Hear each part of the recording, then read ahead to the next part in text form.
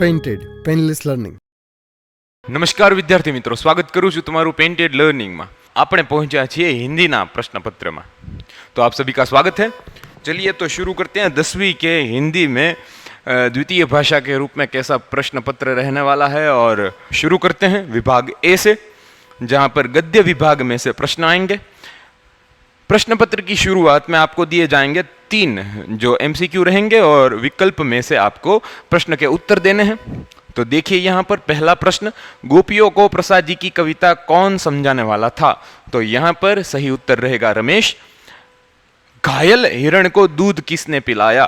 याद कीजिए वो प्रकरण जिसमें हमने कवि कालिदास के प्राणी प्रेम के बारे में सीखा था, और वहाँ पर दूध जो लाती है वो मल्लिका लाती है. घायल हिरण पर अधिकार जताने वाला दंतुल होता है, और कालिदास जी जो है वो उसे बचाते हैं और दूध पिलाते हैं. मालती की आवाज सुनकर किसकी चाल में तेजी आ गई? तो यहाँ पर जो सही उत्तर होगा वो बिंदु रहेगा, और बिंदु की चाल में तेजी आ गई थी. तो ये इस तरह से आपको विकल्प में से प्रश्न चुनने हैं. पेंटेड एप्लिकेशन ધોરણ 6 થી લઈ અને 10 સુધીના વિદ્યાર્થીઓ માટે અપડેટ થઈ ચૂકી છે, જ્યાં તમને મળે છે દરેક વિષયના લાઈવ લેક્ચર્સમાં પોતાને અનમ્યુટ કરી અને સવારને સવાલ પૂછવાની સુવિધા, અને સાથે તમને મળે છે બ્લુપ્રિન્ટ, તમારા ડાઉટનું સોલ્યુશન અને ઘણું બધું. તો આજે જ પેન્ટેડ એપ્લિકેશન પ્લે સ્ટોર પરથી ડાઉનલોડ કરો. આગળ વધીએ તો સમત્વ એકેડમી, કે જ્યાં તમને મળે છે ધોરણ 11-12 સાયન્સમાં અભ્યાસ કરી અને જી નીટ જેવી એક્ઝામ ક્રેક કરીને પોતાનું ડૉક્ટર અને એન્જિનિયરિંગ લાઇનમાં કરિયર બનાવવાનું સપનું સાકાર કરવાનો એક પરફેક્ટ રોડમેપ. તો આજે જ જે ડિસ્ક્રિપ્શનમાં એક લિંક આપેલી છે તે ડાઉનલોડ કરી અને વધુ માહિતી મેળવો સમત્વ એકેડમીની. આગળ વધીએ. विभाग ए में दूसरा प्रश्न रहेगा रिक्त स्थानों की पूर्ति का, जहाँ पर आपको खाली जगह में रिक्त स्थानों में 2 ऑप्शन दिए गए होंगे और 2 में से किसी को चुनकर तुम्हें आपको लिखना होगा, यहाँ पर उत्तर देना होगा. तो खाली जगह अपने हिस्से की पूड़ियाँ काकी के लिए बचा कर रखी थी. बूढ़ी काकी में से लिया गया सवाल, जहाँ पर बुद्धिराम की जो अपनी पत्नी का नाम रूपा है और उसकी बेटी का नाम लाडली है, तो लाडली सही उत्तर रहेगा और आपको लिखना होगा लाडली. दूसरा प्रश्न, सुधा मूर्ति को साक्षात्कार के लिए कहाँ बुलाया गया था? तो आप याद रखिए उन्हें पूना बुलाया गया था, और ये सुधा मूर्ति के प्रकरण में से है. लेखक के मतानुसार खाली जगह ने जीवन की समस्याओं को ठीक से समझा है. तो याद कीजिए यहाँ पर जो कहते हैं कि चीनियों ने, जो भारत के लिए प्रश्न हमारे प्रथम शिक्षा मंत्री जो थे अबुल कलाम आज़ाद, उनके प्रकरण में से लिया गया सवाल है, और उन्होंने कहा था कि चीनियों ने जीवन की समस्याओं की ठीक से समझ पाई है. तो ये आपका हो गया हिंदी का. तीसरे में फिर से विकल्प आएंगे और वहाँ आपको 3 में से किसी विकल्प के उत्तर देने हैं. 7वां प्रश्न, मनुष्य अंदर से कब तक अमीर था? तो यहाँ पर जब तक कि पैसों की खोज नहीं हुई थी, ये सही उत्तर है.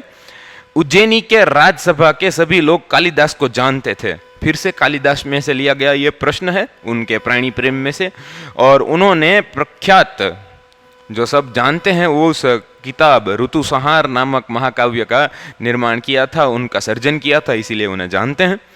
पंडित शादी राम की अलमारी में क्या था? तो याद कीजिए क्या था. वहाँ पर पत्रिकाएं थी और वो हिंदी, अंग्रेजी और बंगला की थी. तो वहाँ पर आपको इसी तरीके से उत्तर देने होंगे. अगला प्रश्न, एक वाक्य में उत्तर दीजिए. यहाँ पर मैंने ये बाकी रखा है, उत्तर नहीं लिखा है, लेकिन मैं आपको समझा दूँ, यहाँ पर एक शब्द में नहीं लिखना है, आपको एक वाक्य लिखना होगा. हिंदी द्वितीय भाषा है और मेरा मानना है कि हिंदी का जो प्रश्न पत्र है, अगर सही तरीके से प्रिपरेशन न की जाए, तैयारी न की जाए, तो वो लेंदी लग सकता है. तो आज ही से मैं कहता हूँ कि इसी प्रश्न पत्र को एक बार लिखिए, और आप देखेंगे कि आपको जो समय है वो कम पड़ेगा.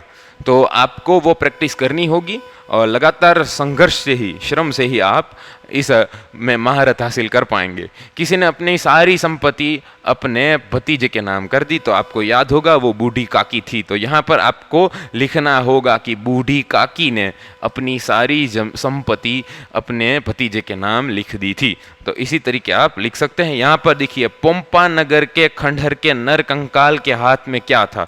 तो आपको यहाँ से उत्तर शुरू करना होगा. पोम्पा नगर के खंडहर के नर कंकाल के हाथ में सोना था.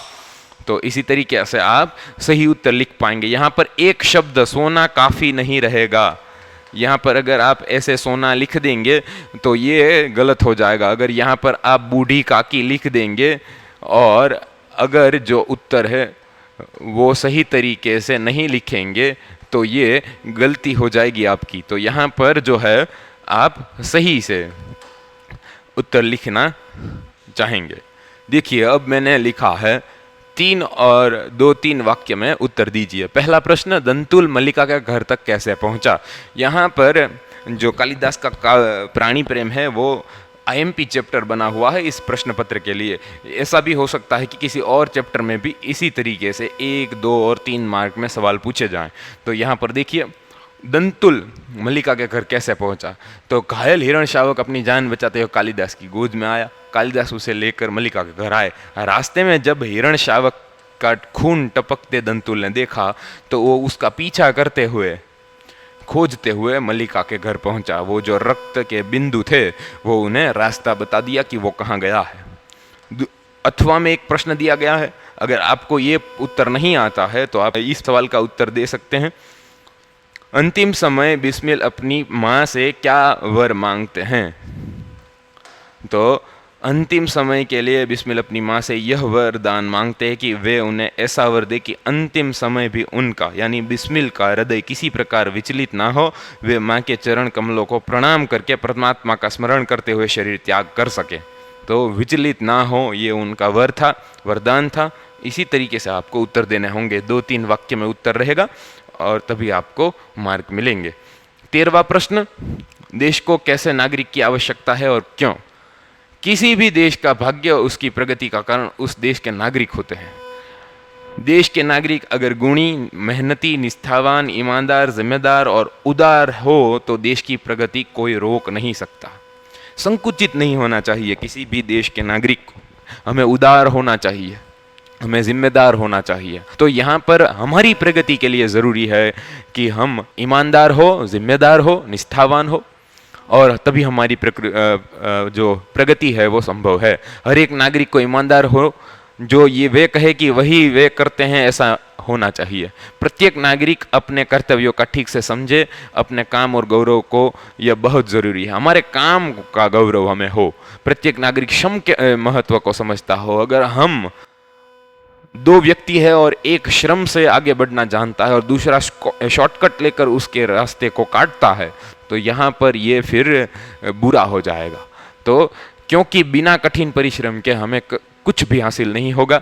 श्रम के अलावा प्रत्येक नागरिक में उदारता के गुण होना चाहिए। अगर मैं गलत हूँ, मैं गलत साबित होता हूँ तो मुझे ये मानकर चलना चाहिए कि मैं गलत हो सकता हूँ। अगर मैं गलत हो ही नहीं सकता, ये संकुचितता होगी। वे लोग जो आगे बढ़ने में मदद करते और लोगों को काम सिखाते हैं। और ये भी है कि मैं सफल हुआ, मैंने वो रास्ता दूसरों को दिखाया, वे भी सफल हुए। ऐसा उदारता का गुण हमें अपनाना चाहिए। यह सब होगा तो भारत प्रगति कर पाएगा और अपने लक्ष्य को हासिल कर पाएगा। आज भारत को ऐसे जागरूक, निष्ठावान, राष्ट्रभक्त और परिश्रमी नागरिकों की आवश्यकता है। यहाँ पर हमें नारों से दूर होकर हमें ऐसी भीड़ नहीं बनानी है जो सिर्फ नारों की बात करती हो। हम समस्या पर अपने बलबूते पर अपने भाग का कार्य कैसे कर सकते हैं, ये हमें सोचना होगा। आगे बढ़ें। डंकन वनस्पति शास्त्र का महान पंडित कैसे बना। स्कॉटलैंड का निवासी, एक बुनकर का पुत्र। वह बिल्कुल अनपढ़, कमजोर, कुबड़ा और आर्थिक दृष्टि से अत्यंत कंगाल था, परंतु वह बहुत बुद्धिशाली था। 16 साल की उम्र में उसने मूलाक्षर सीखना शुरू किया। फिर वह जल्दी से पढ़ना लिखना सीख गया। जंगलों में भटकने के कारण उसे वनस्पति की अच्छी जानकारी हो गई थी। उसने वनस्पति शास्त्र का ग्रंथ खरीद कर उसका गहरा अध्ययन किया और वनस्पति शास्त्र का महापंडित बना। देखिए, 16 साल की उम्र से पढ़ाई शुरू करने वाला भी महान बन सकता है। तो हम तो 5-6 साल से पढ़ रहे हैं, हमें भी महानता के गुण को अपनाना चाहिए। तो 2 अथवा के उत्तर जो थे मैंने बताए। ये 14वां प्रश्न, और यहाँ पर आपको कथन स्पष्ट करने होंगे। कथन स्पष्टीकरण में आपको जो हमारे प्रकरण है और जो हमारा गद्य विभाग है उसी में से कोई एक पंक्ति दी जाएगी, किसी ने बोली होगी और कहाँ से ली गई है ये आपको बताना है। हम क्यों ऐसी चीज़ें खाएं जो सबको नहीं मिलती, इससे तो चोरी की भावना का जन्म होगा। अगर किसी को कोई चीज़ नहीं मिलती और हम उसके सामने वो चीज़ खाएं, फिर वो सोचेगा कि ये मुझे नहीं मिल रही है तो मैं उसे चोरी करूंगा, और यहाँ से चोरी की भावना का जन्म होता है। यशपाल जी की कहानी, और वहीं से चोरी से लिया गया है यह वाक्य मालती का पति नंदन जो है वो बोलता है। इस वाक्य में वह अपनी पत्नी मालती को कहता है, नंदन के घर का नौकर बिंदु घर में से कुछ मेवे चुराता है। जिसका पता मालती को चलता है, मालती के लिए यह बहुत बड़ी बात है और इसे वह अपराध मानती है। लेकिन मालती का पति नंदन यह अपराध नहीं मानता। नंदन मानता है कि मेवे जैसी चीज़ सबको खाने को नहीं मिलती, ऐसी चीज़ें हम दूसरों को सामने खाते हैं, उनको भी वह चीज़ खाने की इच्छा होती है, और अगर वह चीज़ उसे नहीं मिलती है तो वह चोरी से प्राप्त करके उसे खाना चाहता है और उसे प्राप्त करना चाहता है। इसीलिए हमें ऐसी चीज़ें नहीं खानी चाहिए। अगर बिंदु को यह मेवा खाने को मिलता तो वह उसकी चोरी कभी न करता।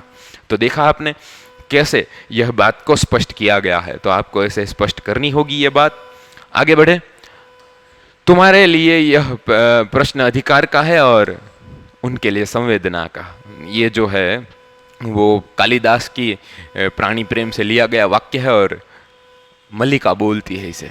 यह वाक्य मल्लिका राजपुरुष दंतुल को कहती है जब दंतुल घायल हिरण शावक को पाने की जिद कर रहा होता है और कालिदास उसे न देने की जिद पर अड़े रहते हैं। दंतुल कहता है कि हिरण श्रावक उसके बाण से घायल हुआ और उस पर उसी का अधिकार है। इसके जवाब में मल्लिका कहती है कि कालिदास के लिए हिरण शावक कोई संपत्ति नहीं, संवेदनशील होने के कारण कालिदास हिरण शावक की जान बचाना चाहते हैं, और संवेदना हमेशा अधिकार से ऊपर होती है। कितनी बड़ी बात है दोस्तों। हम किसी का प्राण पर अधिकार जताकर उसको पाने की कोशिश नहीं कर सकते, उसको पाने पर खुश हो जाते हैं, लेकिन संवेदनाशील व्यक्ति किसी की जान बचाकर खुश हो जाता है। तो दया, संवेदना, प्रेम अधिकार से कई ऊपर की चीज़ें हैं और हमें यह मानना चाहिए। इसीलिए मालती दंतुल को यह समझाना चाहती है कि तुम्हारे लिए यह अधिकार का प्रश्न होगा, लेकिन मेरे लिए, कालिदास के लिए तो ये संवेदना का विषय है और ये उससे कई बड़ी बात है। तो दोस्तों यहाँ पर विभाग ए की समाप्ति होती है। आशा है आपको हिंदी के सारे उत्तर, कैसे परिरूप के प्रश्न दिए गए हैं वो समझ में आए होंगे, कैसे उत्तर लिखने हैं ये भी आपको पता होगा। और कैसा लगा ये वीडियो आप मुझे कमेंट करके बता सकते हैं, और हम विभाग बी के सॉल्यूशन में मिलेंगे। चैनल सब्सक्राइब ना की हो तो सब्सक्राइब करिएगा और सब मित्रों को ये वीडियो पहुंचाने के लिए शेयर भी कर दीजिएगा। Painted painless learning.